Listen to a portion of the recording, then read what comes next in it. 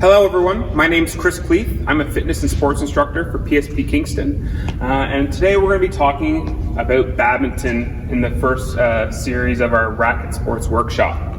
We're going to be going over everything from equipment, rules, the different types of shots, and some different strategies. This sort of workshop will be very beneficial to anyone who is beginner to intermediate in skill level. So from anyone that's first picking up a racket to someone that's been playing for a bit and is looking to just get better, and potentially if you're on the base team, looking to get into the regional and the national championships once those get back going again. To start off with equipment, our first thing we're actually going to need is a net. So our net here, as well as two poles.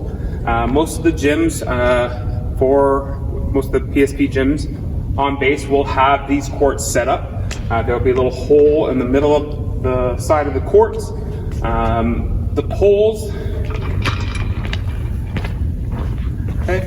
will have usually two little rings or somewhere to attach the rope. One side will have a hook and one you will tie off. You really want to make sure this net is nice and tight. You don't want it slacking down. Okay, so this should be as straight across as you can. Sometimes you will have to kind of twist the pole to allow for that tightness to really come in. We're also going to need our rackets. So I've got two rackets here. We have our typical tennis racket, and then we have our badminton racket. Two very different types of rackets for two very different needs. And that changes the games quite a bit, even though they look similar. With a tennis racket, much heavier, much bigger grip, much bigger contact surface as well. Obviously with a bigger contact with a ball compared to a bird, which we'll talk about in a little bit. With a tennis racket, you're going to be doing a lot of arm movements. Your arm's going to stay pretty straight, and so is your wrist. So your wrist, you want to stay really sturdy with the tennis racket. With a badminton racket, a lot of the movement, while it still comes from the shoulder, there's a lot of whip that comes from the wrist. That is where a lot of the speed and the power and the contact for the bird really kicks off. You can go straight wrists, you're not going to get a lot, but you're going to really hear the difference of power with the swing.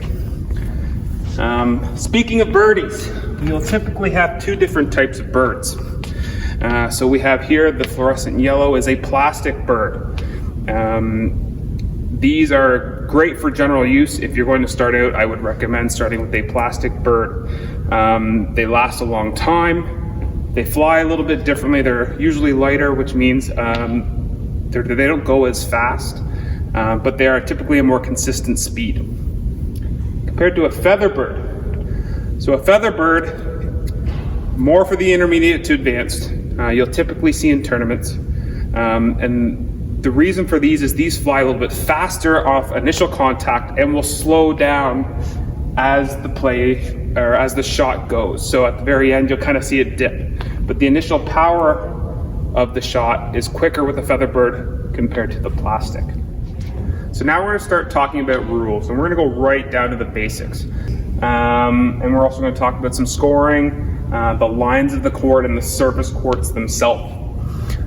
So right down to the basics, badminton is a one contact rule. So what that means is you're going to get one contact. If it doesn't go over the net, over to your opponent's side, that is your opponent's point. They will continue and get served. If the bird lands on your side of the court and it's inside the lines of whatever game you're playing, that is your opponent's point. If it lands on the outside of those lines, it is your point and you will gain serve. If the bird at any point comes in contact with you, that is a point to your opponent. Okay, you can't play it off of the body. However, you can play it off of the racket. So it can also hit the frame, it can hit the shaft, as long as it is one fluid motion and it is not a double contact. The ref will be trained in terms of how to hear a double contact, but you can kind of listen to that as well. It'll kind of sound a little bit weird, especially off of the frame. When it comes to scoring, it is a rally point system. So that means every rally there's a point to the winner. So you serve, your opponent misses, it lands inside their lines. That is your point. You're up 1-0. You regain serve. You serve again, your opponent hits it back, it lands in your lines, your opponent wins that point. It is 1-1 and they gain serve, and it repeats as such. Okay. These are typically played to 21-point games. They have to be won by 2. So if someone gets to 21-20, they don't win yet, they would have to win 22-20 or continue until someone is winning by 2. There is usually a limit to that. Most tournaments are in that 27 to 30 range. It will be different at each tournament, or that can be decided if you're just playing for fun. Another quick point I want to talk about is the net, and why, depending on how things play, the net can be very tricky. On a serve, if at any point the bird hits the net, even if it goes over, that does not count. It will be a reserve to whoever served it. If the bird at any point during the rally touches and goes over, okay, that is the point to whoever got it over. Or if it hits the net and falls, you can't re-hit it. That is the point to your opposition. All right, let's talk about some lines. So I'm going to show you guys the different lines of badminton. The first one that's always going to stay the same is the service line. So this is the line at the very front of the court. It is just a few steps away from the net. So the service line, you must serve behind that service line, and your serve must enter past that service line on the opposite side. So not just the opposite side of the net, but also the opposite side of the court, so diagonal to you. So that service line is very important off the start. If your serve does not make that service line, it does not count. Point to your opponent. The other one that doesn't really change for singles or doubles is the center line. So with that center line, that kind of divides the court, your side of the court and your opponent's side of the court, in half. That's important for the serves, as we were just discussing, as if the serve is supposed to come to you on this side and the serve lands on this side, that is a point for you. You will gain service. This center line goes all the way back to our 2 back lines, and there's 2 back lines for a reason. Okay? Our first shorter one is for doubles. Our second far one is for singles.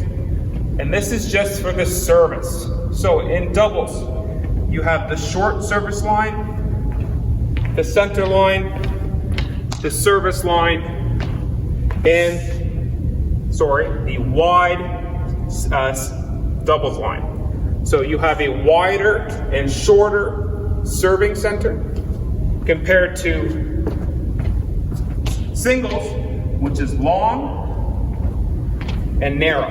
So that first inside one. Notice how both the center and the service do not change, just the side, okay? So this is for singles, this is for doubles, and just for service, doubles and singles.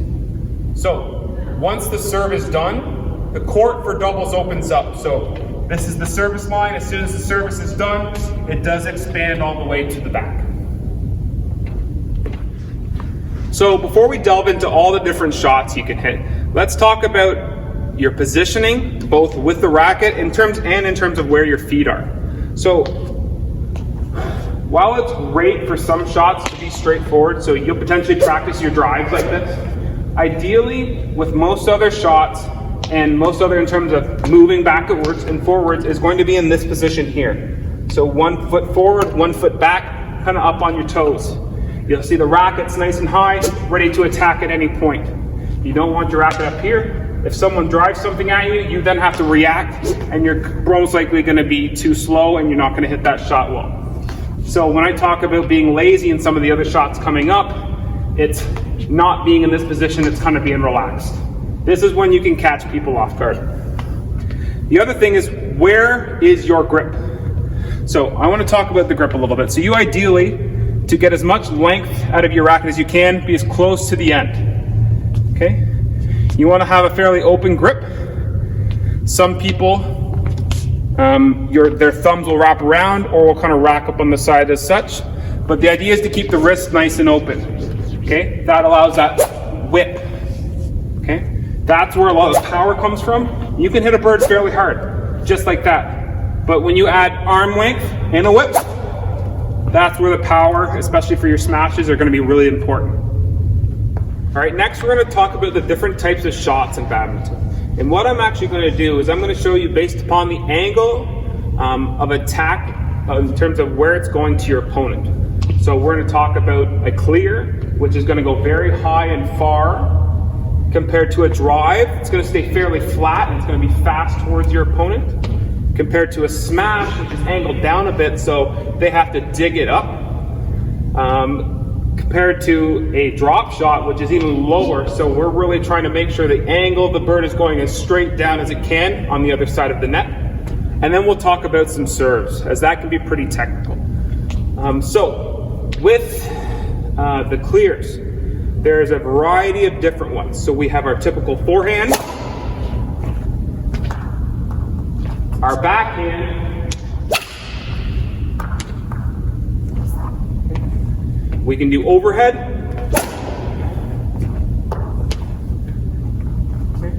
and overhead backhand. The intent of these ones is to typically reset the game, usually when you're on the defensive side.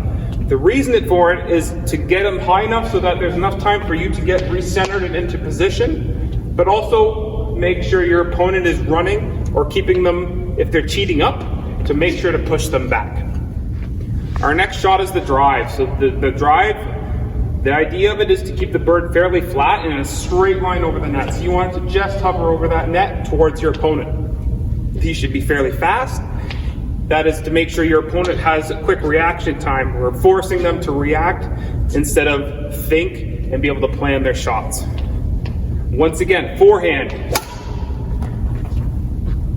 backhand. Try that again. Go high. Even overhand. So it's kind of throwing it at their body, and it's going to try and throw them off guard. Backhand, overhand. Good. Now, start with these, especially these shots. These should be the start of your warm-up. I'm kind of showing you the idea of like where we should start. So clears are really easy. So when you're starting your warm-up, definitely start with some clears. As you hit some forehands, some backhands, you're going to start to go into drive with your opponent. So you're sitting there driving back and forth. Okay. Now, the reason I bring this up now is we want to ramp up our intensity gradually. Clears should be nice and easy. You guys should have lots of time to react, hit, reset. Drives, reaction time. We're bringing up the intensity a little bit quicker. And now we're going to go into smashes. So the idea of the smash is to hit the bird as high as you can in terms of the contact so that you have an angle to the net. You should be above the net as high as you can so that the bird is being driven down. Okay? This is an attack shot compared to the clear, which is more of a defensive shot.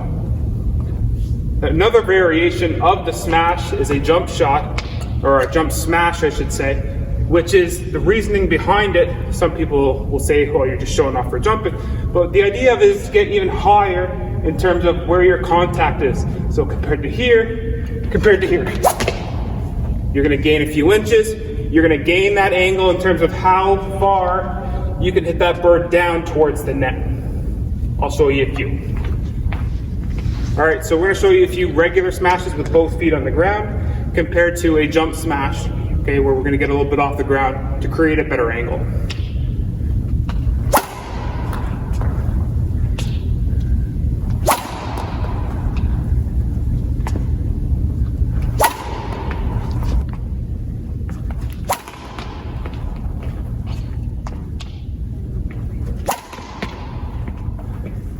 So for our next shots, we're going to talk about drop shots. Almost the polar opposite of the smashes we just shown, except for the fact that they're both attack shots if done properly. Drop shots can be defensive as well. However, a really well-placed drop shot will throw your opponent off very much. I'm going to show you guys some drop shots from what's called the T location. We'll really go over that earlier when we're talking about the strategies. This is a very important spot for your short game. So for your drop shots, these barely go over the net. That's even a little high.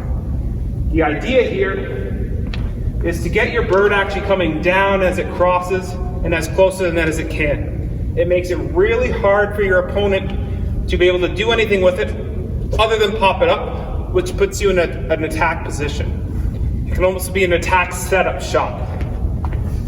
When you're short,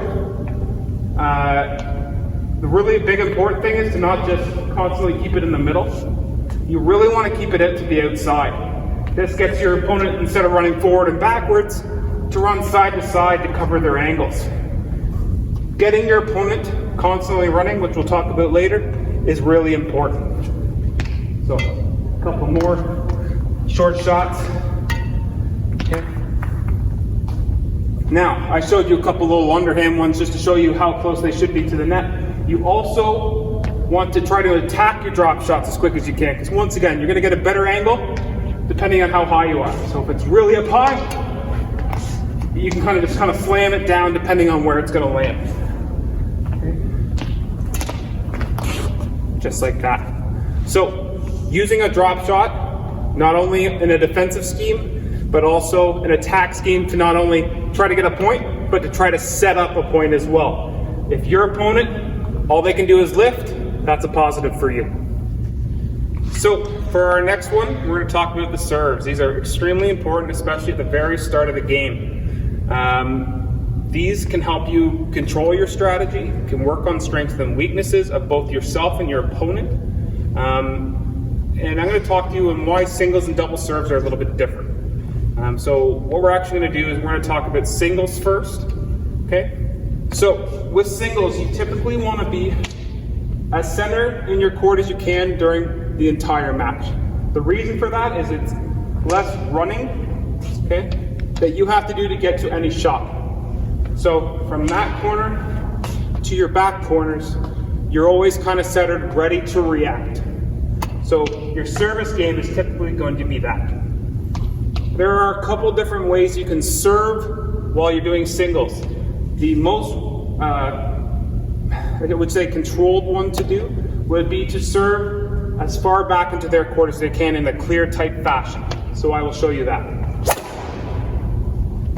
Okay. That one's a little far, but the idea is to get as close to that back line as you can so it forces your opponent back. That forces them to hit something back to you that will typically take longer, so you have more time to react, especially if you're centered.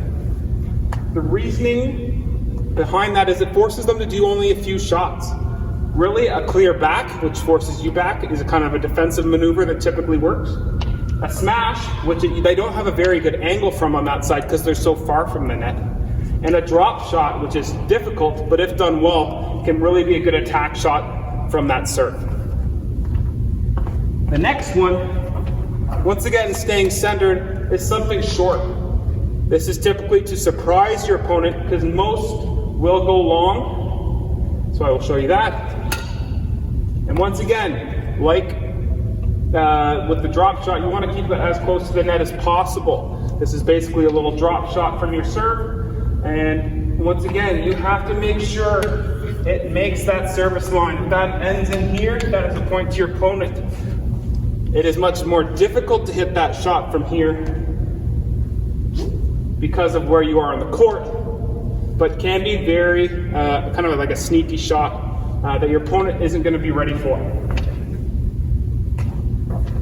So we talked about the far clear, we talked about the close drop, ideally, which should be close to that T mark, on the opposite side of the court and the opposite angle.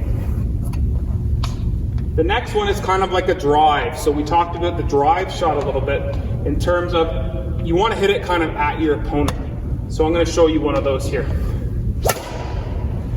So you can see it's not going as high You once again want to kind of test their reaction time. Maybe they're kind of getting lackadaisical. You kind of done a bunch of clears. They're just getting ready for it. You want to kind of surprise them. This kind of shot is great for that. However, if they're ready to go, you do put yourself at a disadvantage because from your service point, which must be below the hip, and your racket head must be below the grip, it does have to pop up a bit. So if they're ready, when they hit it back really quick, all of a sudden you're on the defense. So use this one sparsely and make sure to kind of mix it up. So now that we've covered off singles, let's talk about doubles. Doubles is a lot different in terms of strategy of why your serve is important. Because you now don't have to cover basically half of the court because your second player is going to be behind you, typically. So that allows you to come right up close and allows you to work that short serve much better compared to when we're playing singles. So I'll show you one quick. Okay. So the idea here is to have that bird once again as close to this net as you can and on a downward angle. Okay. So that we're ending just on this service line on their side, as closest to that T mark is ideal. That will put them in a defensive mode, and with doubles, keeping someone on defense is the best way to win games. You want to constantly be on attack. You want to be constantly hitting the bird up high and downwards on a downward angle. You'll win a lot of games that way. Now, you're not just looking for that tee, because we now have a much wider surface. So we can go to that far service line and we can hit that potentially that on the corner. A little short, but the idea here is to kind of, if they're expecting that T mark and you can throw them there, and that's potentially their backhand, that's going to be a pop-up and an easy finish for either yourself, depending on how they hit it, or your partner. Another one to surprise them with. It's all the same setup, so you can really do a lot from this position, is to see where your opponent's backhand is. And what we're going to try and do is kind of a combination of a clear and a drive, because we can't go as far with a regular clear where we can go to that far line, because the service line is that inside line until the service is done and then it expands. So you're going to set up regularly. You want to try and make your path look the same so that your opponent doesn't know what's happening. So come here, drive, just a tad far, just outside the line. But the idea is to get them quick. You want to get the reaction time going. Maybe they mess up the shot or they miss it completely. So that's an easy point for you. Would I use it all the time? No. Why? Because you're getting them in a potentially attack position. If they're ready, they're not lazy, they hit that quick, you got to react now, and that's a potential pop-up for you. That puts you at a disadvantage. Doubles is all about having the momentum and being on attack. That's drop shots, that's drives to keep them going, and that's smashes to ideally finish them quick with your power. All right, so now the fun part. Okay, you've learned the basic rules. Okay. You've learned how to score, you've learned the lines, you've learned the different shots. Now let's put them all to use. But how do we do that? So I want to talk about the strategies, both in versus singles and doubles, why it's important to work on or play to your strengths, but also to their weaknesses, and also stay away from their strengths and away from your weaknesses in your play. And a really important part is unpredictability. And to be unpredictable, you have to be balanced with all your shots. So practicing all the shots we had talked about earlier. So for singles, big part with singles is you want to stay as centered in your court as possible. That will help you defensively and on the attack, because you're ready for anything and your amount of time to do those attacks or those defensive maneuvers shortens and allows you, once again, to be unpredictable. The other thing, in terms of you being centered, you don't want your opponent to be centered. You want your opponent to move around the court. So this is where it's important to hit different corners. Go short, go long, do drives, make them do different stuff, be unpredictable, and tire them out. This will help, especially at the end of the game. If you've had them run around this whole time, they're going to be tired. They're going to take longer to get to shots. That's an advantage for you. However, most of the time, if you're doing that and you're making them run, you're most likely winning anyway. People that control the center of their zone, but also their opponents, will typically win that match. Now for doubles. Doubles is a different animal. And the reasoning for that is obviously the two different people. Doubles, there's a couple different ways you can attack this. And typically, depending on what position you're in, you're going to be positioned in different areas. So if you're on the attack, there's typically someone at the front, typically by the tee that we talked about earlier, and there's typically someone in the back that kind of covers everything else. The person in the front is ready to jump on any lazy kind of shots where they can do a little drop or a quick little drive to end.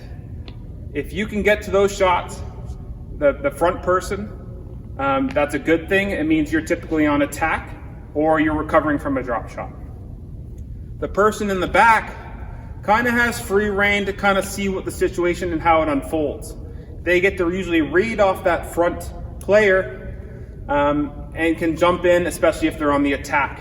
If that front player can cause a drop shot that's going to be a pop-up, that person can come up and attack. But also, if there's a big clear, that front person's not going to be able to get that. That back person's got to be ready to go. The back person typically, if you're set up the way you want, will have more power. These are the people that can really smash, really create drives, because that's a great attack position for them.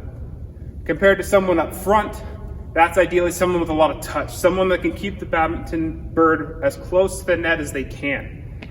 Once again, that's important because that's putting the people that are attacking in those positions in their benefit, because it's to their strengths and not their weaknesses. So you want to try and, if you're not as balanced, someone's stronger, someone's got a better touch, put them in those positions for success. Now you can do that with serves. Say your power person is coming up to serve. If you get them to serve short and that other partner stays short, they can just come back and go into their regular mode, where they can kind of continue to smash, clear, do what they need to do for success. Now, that's where it gets interesting in terms of where your opponent is.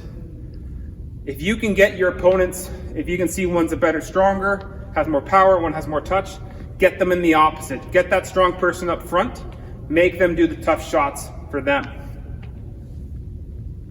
Getting into strengths and weaknesses. The strengths for you, try to allow and set yourself up for success by playing to your strengths. If you like the short game, make your opponent, I should say, do some short game. So drop it and make them come in. If you're a power person, clear them, make sure they get the pop-up so that you can use your smash to your advantage. But also, avoid your weaknesses, okay? So your weaknesses, so if you have a weak backhand, maybe you need to cheat off to your forehand side to make sure you get more forehands and more smashes. Because if you go to your backhand and you're hitting them into the net, your opponent's going to notice that and attack that. Now, staying away from the strengths of your opponents, we talked about going to your strengths, but if you see someone's got a really big smash and you're hitting clears and they're killing them at you, avoid that. Bring them to the short game, get them out of their rhythm. That will ideally throw them off, and then you can bring that clear in, and that's where we're talking about being unpredictable. Ideally, strengths and weaknesses is where you want to attack, but there's going to be points where you're going to have to throw them off a little bit as well. And in terms of your opponent's weaknesses, constantly watch and analyze their game. If you have 3 sets to 21 points, you're going to have lots of time to see, okay, their smash isn't that great, but they have a really good backhand so they can defend very well. Attack that, but also making sure to use your strengths as well. The big word here today was the unpredictability of your movements and your hits. Unpredictability is the name of the game in badminton, because especially in doubles, if that back person or that second person can read, it doesn't matter where you're going to put that, put your shot, because the opponent is going to just be ready for it all the time. They're going to read if you're constantly going to their backhand. They're going to adjust their game. Now that we've gone over strategies, I just want to kind of go over a review of everything we've done today.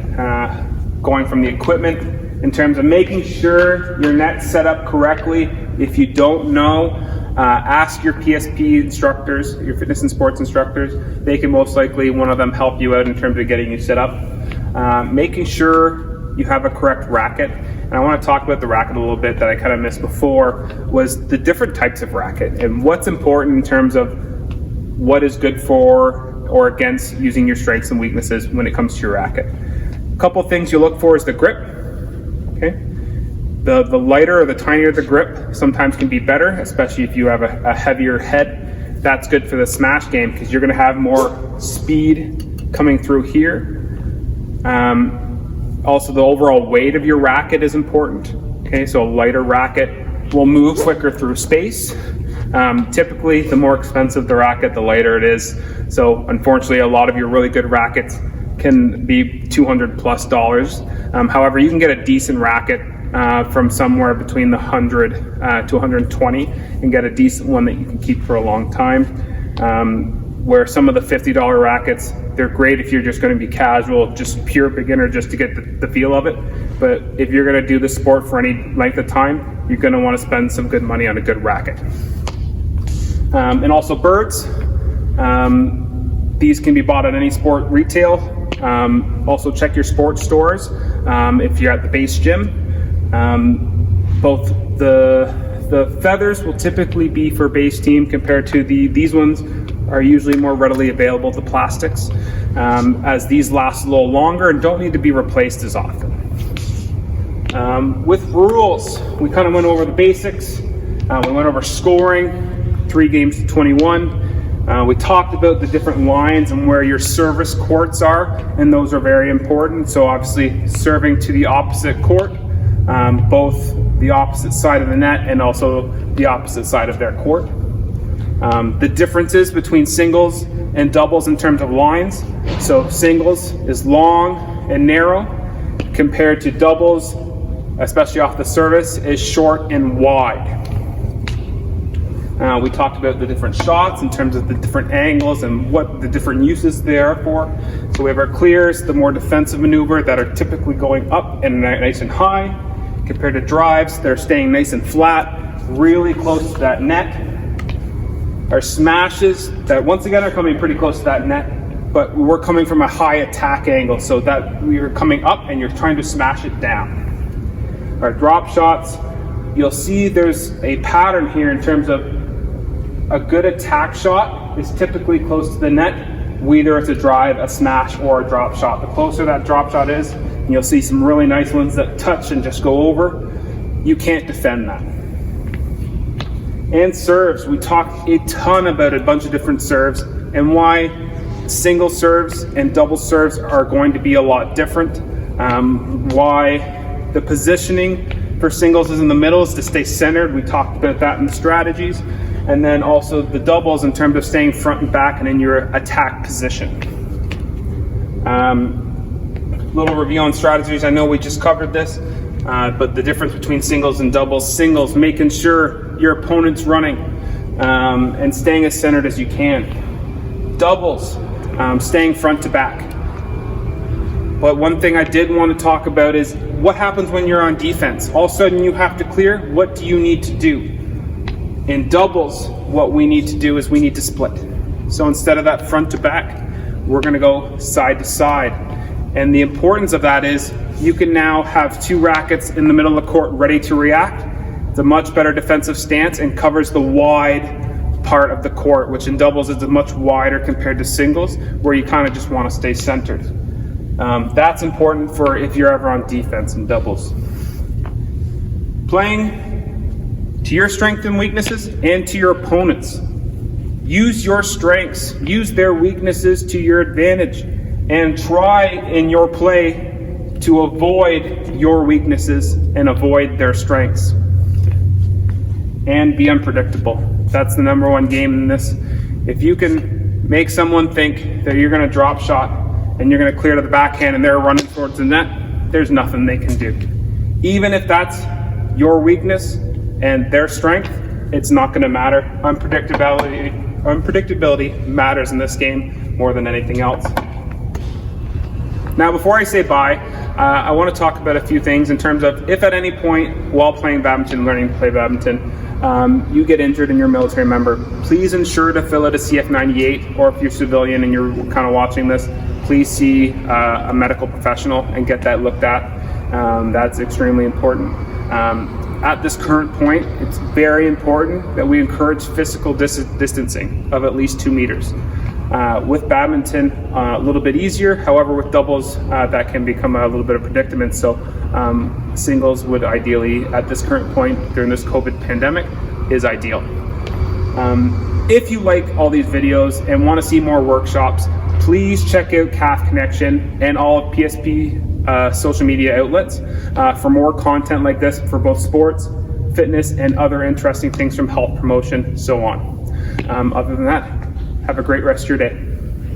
PSP Kingston, the health and wellness provider for the military community.